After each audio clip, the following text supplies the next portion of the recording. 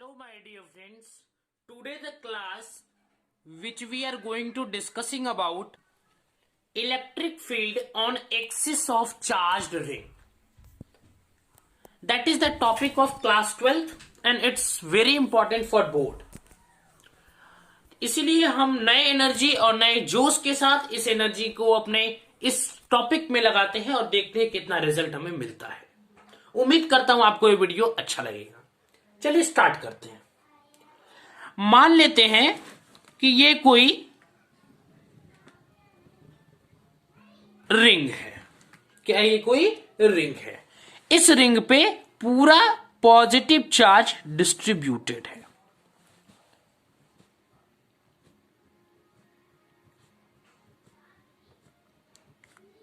इस रिंग पे पूरा पॉजिटिव चार्ज डिस्ट्रीब्यूटेड है।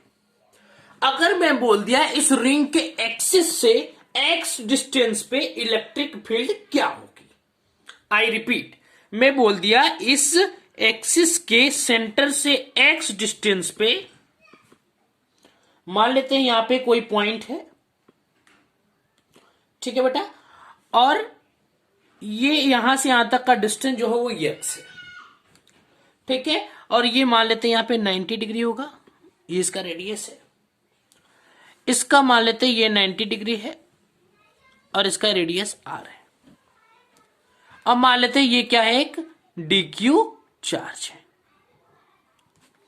ठीक है बेटा। मान लेते हैं यहां से यहां इसको ज्वाइन करने की कोशिश करता हूं, मैं देखता हूं, ये हो गया ज्वाइन, ठीक है। मान लेते हैं यहां जो एंगल बन रहा है ये एंगल थीटा है। क्या बेटा? ये एंगल थीटा है और यहां से यहां जो डिस्टेंस है वो मान लेते हैं आर है। तो इस पॉइंट का दो कंपोनेंट होगा क्योंकि एंगल थीटा है, तो एक तो डीई कॉस थीटा और एक डीई साइन थीटा। जो थीटा के बगल में एकदम होता है उसको हम लोग डीई कॉस थीटा बोलते हैं और ये dE sine theta. DE cos theta, ये हो जाएगा डीई साइन थीटा, ठीक है। अब देखिए ये मान लेते हैं ओरिजिन ओ है, ठीक। अब लेते हैं अगर हम डीक्यू को, तो डीक्यू क्या है? एक लाइक अ पॉइंट चार्ज है। यहां पे एक पॉइंट, एक ये चार्ज रखा हुआ है, ये मान लीजिए इसके बीच के, यहां पे डीई निकलेगा, डीई नेट है, ठीक। और इसका भी जो एंगल है मान लेते हैं थीटा डिग्री है। कितना डिग्री है बेटा? थीटा डिग्री है। तो अगर इस पूरे एक्सेस ऑफ चार्ज रिंग का आपको निकालना है तो यहां पे D Q D Q D Q D Q D Q छोटे छोटे छोटे छोटे एलिमेंट को कट करना होगा। उसके बाद पूरे एलिमेंट को इंटीग्रेट करके हम यहां पे इलेक्ट्रिक फील्ड पॉइंट, इस पॉइंट का इलेक्ट्रिक फील्ड हम कैलकुलेट करेंगे, ठीक है, जो कि एक्स डिस्टेंस है ओरिजिन से, ठीक। तो मान लेते हैं ये डीक्यू जो है, ये डीक्यू चार्ज जो हम कंसिडर कर रहे हैं, मान लेते हैं ये dq charge like a point charge है, like a point charge, like a point charge है। और मैंने बार बार बताया है कि अगर कोई पॉइंट चार्ज डीक्यू है तो वहां पे कोई भी इलेक्ट्रिक फील्ड वो जनरेट नहीं करता, ठीक है। जो डीक्यू चार्ज होता है वो कोई भी इलेक्ट्रिक फील्ड जनरेट नहीं करता है, ठीक। वो लाइक एक टेस्ट चार्ज होता है। तो यहां पे जो डीई जो इलेक्ट्रिक फील्ड प्रोड्यूस होगी उसको मान लेते हैं के डीक्यू बाई आर स्क्वायर, क्योंकि हम लोग जानते हैं कि कोई भी, अगर हमने पहले प्रीवियस एक वीडियो डाला है इलेक्ट्रिक फील्ड के ऊपर, उसमें मैंने बताया था कि कोई भी पॉइंट, अगर कोई भी क्यू चार्ज है और उसके डिस्टेंस आर पे, अगर यहां पे आर डिस्टेंस पे कोई पॉइंट पी है, तो यहां का जो इलेक्ट्रिक फील्ड की वैल्यू आती है ई इज इक्वल टू आती है K Q by are square. ठीक उसी प्रकार पी पॉइंट पे इस डी क्यू चार्ज के लिए जो वैल्यू आएगी k D Q by are square आएगी। कितने आएगी बेटा? K D Q by are square. लेकिन हमें तो आर के टर्म्स में दिया नहीं, हमें तो दिया है एक्स के टर्म में, तो हम लोग क्या यहां लिख देंगे? लिख देंगे के D Q by x square के टर्म में। लेकिन हम लोग आर को ही कंसिडर कर लेते हैं, ठीक है। तो तो हम लोग लिखेंगे dE sine theta component of each element. ये डीई साइन थीटा जो एलिमेंट है यह परपेंडिकुलर होने के कारण यहां से बनेगा, तो ये भी डीई कॉस थीटा, फिर यहां डी साइन थीटा, तो ये दूसरे से कैंसिल हो जाएगा। तो ये टर्म हम लोग काट देते हैं, क्या कर देते हैं, इस टर्म को हम लोग गायब कर देते हैं। ठीक है, तो यहां पे लिख दे रहे रीजन कि डीई साइन थीटा, लिख देते हैं dE sine theta component of each element, component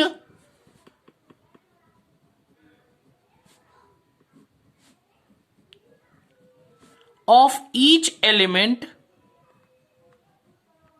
dq is cancelled by the de sin theta. dq is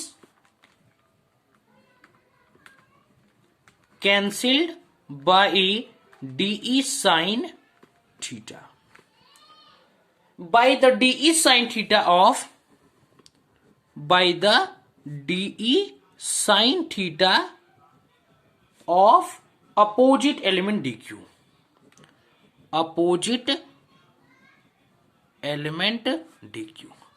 कहने का मतलब यहां ये है कि dq चार्ज का यहां पे de sin थीटा कंपोनेंट है। ठीक उसी प्रकार अगर हम लोग यहां पे कोई अगर dq चार्ज होगा यहां पे, तो फिर से उसका एक परपेंडिकुलर बनेगा, तो de sin थीटा से de sin थीटा कैंसिल हो जाएगा। इसलिए हम उसको एक ही पार्ट को कंसीडर करेंगे, de cos थीटा को। किसको करेंगे बेटा, de cos थीटा को। ठीक है, अब देखिए, तो हम लोग ले लेते हैं for each dq, for each dq, यहां पे एक एलिमेंट तो लेंगे नहीं, ऐसे dq dq dq dq dq ये पूरे एक्सिस को लेंगे, हम लोग पूरे एक्सिस को लेंगे। तो dq for each dq, her dq के लिए जो r की वैल्यू है, कैपिटल R की वैल्यू है और x की वैल्यू, ये रिमेन कांस्टेंट होगी। क्या होगी बेटा, कांस्टेंट। ठीक, और यहां पे थीटा जो है वह भी कांस्टेंट है, रेडियस कांस्टेंट होगा ही। ठीक है, कहीं भी रेडियस लेंगे ये आर की वैल्यू कांस्टेंट हो जाएगी। ठीक, और ये जो एक्स की वैल्यू है यह सेंटर कहीं भी रहे, लेकिन ये सेंटर से एक्स डिस्टेंस पे ही है। ठीक है, तो यहां पे ई नेट की वैल्यू क्या आ जाएगी बेटा, ई नेट इज इक्वल टू हो जाएगी इंटीग्रेशन डीई कॉस थीटा। समझ में तो आया क्या होगा, डीई साइन थीटा वाला टर्म कैंसिल हो गया, तो डीई कॉस थीटा वाला टर्म बचा, तो डीई कॉस थीटा को हम लोग इंटीग्रेट कर देंगे। अब डिपेंड करता है सिचुएशन कि कहां से कैसे कैसे करना है। देखिए डीई की वैल्यू क्या है, K D Q by are square, तो इंटीग्रेट करिए K D Q by are square cos theta.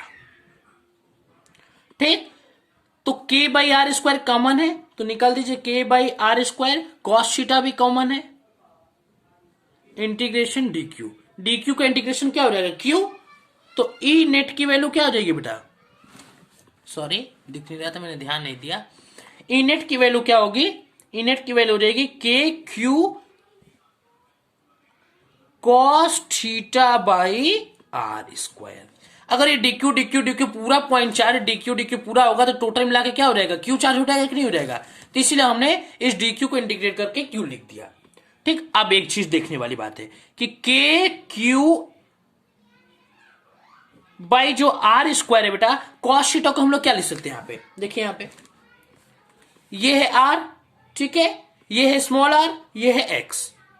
ठीक है, तो हम लोग कॉस थीटा इक्वल टू क्या होता है बताइए आप लोग, कॉस थीटा इक्वल टू क्या होता है, बेस अपॉन हाइपोटेनियस होता है या नहीं होता है, बेस अपॉन हाइपोटेनियस।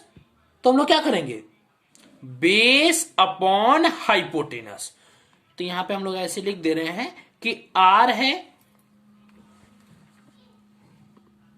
ठीक है, ये एक्स है, ये स्मॉल आर है, तो cos theta is equal to हो जाएगा X by R, X by R. ठीक, तो cos theta equal to X by R लिख सकते हैं, वही मैं डायरेक्ट लिखने जा रहा था लेकिन तभी मैंने रुक गया। ठीक है, एक्स बाई आर हो गया। अब देखिए ई नेट इज इक्वल टू, अभी मैं लिख ले रहा हूं उसको बता रहा हूं आपको कैसे हो रहा है, K Q X upon under root R square plus x square 3/2 कैसे हो रहा है देखिए। R square is equal to क्या बेटा, R capital R square plus x square लिख सकते हैं, लिख सकते हैं ना, लिख सकते हैं। देखिए ये हाइपोटेनस का स्क्वायर क्या होगा, बेस का स्क्वायर प्लस परपेंडिकुलर का स्क्वायर, तो वही इसी प्रकार आर स्क्वायर इक्वल टू क्या, are capital R square plus x square. तो अब यहां पे ध्यान दीजिएगा, आर इज इक्वल टू क्या लिख सकता हूं, capital R square plus x square के पावर हाफ लिख सकता हूं, लिख सकता हूं या नहीं लिख सकता, लिख सकता हूं। तो इसको इंटू 3 अगर क्यूब कर दिया जाए तो क्या होगा, R is equal to are square plus x square के पावर 3/2। तो वही टर्म मैंने यहां पे लिखा हुआ है। तो ई नेट की जो वैल्यू आ गई, ये आ गई K Q X upon R square plus x square के होल के power 3/2। That is the very important for board. ठीक है, अगर कुछ कंडीशंस है इसके, यहां पे आप देख लीजिए कुछ कंडीशंस यहां पे है। अगर एट सेंटर, अगर मान लीजिए कुछ कंडीशंस है, एट सेंटर अगर x की वैल्यू 0 हो गई तो ई नेट की वैल्यू क्या हो जाएगी बेटा, 0। अगर x का टर्म यहां 0 हो गया तो ये पूरे टर्म को क्या कर देगा, 0। तो यहां पे अगर x की वैल्यू 0 तो ई नेट की वैल्यू 0। उसी प्रकार यहां पे देख लीजिए, if x is much much much greater than r, तो क्या हो जाएगा, x square is equal to are square, sorry बेटा, x square plus r square is equal to x square. ठीक है, आप लोग बोलोगे sir x square plus x square ये सब क्या लिख रहे हैं, समझ में नहीं आ रहा है। ठीक है, तो देखिए बेटा, R square plus x square equal to R, R square, अच्छा आर स्क्वायर प्लस, ठीक है, ये आर स्क्वायर रहेगा, सॉरी, ओके।